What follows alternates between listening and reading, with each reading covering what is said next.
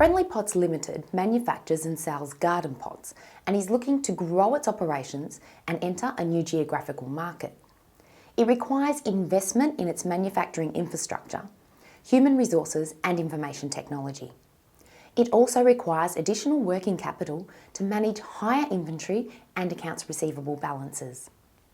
So what funding options are available to Friendly Pots? In order to fund existing operations and any growth plans, organisations rely on two primary sources of funding.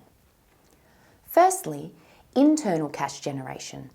That is, the ability of the organisation to buy resources, sell them for more than they cost, and efficiently collect the cash from customers.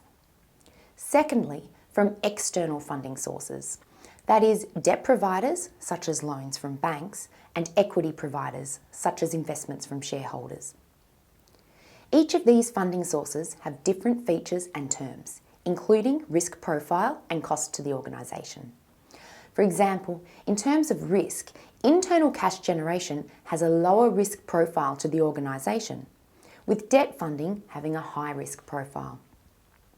In terms of cost, internal cash generation typically has a lower cost to the organisation, with equity funding typically having the highest cost. In terms of term, internal cash generation is typically matched to short-term funding requirements, with equity funding reflecting longer-term requirements. So coming back to Friendly Pots, it's important to be aware of the funding options that are available to the organisation, as well as the benefits and implications of each available method. It's also important to consider a range of questions relating to the funding, such as, what is the purpose? How long do we need it for? How much do we need? What do we have currently? Can we use existing providers? Is security required? And what are the costs or obligations? And are there any special conditions to be aware of?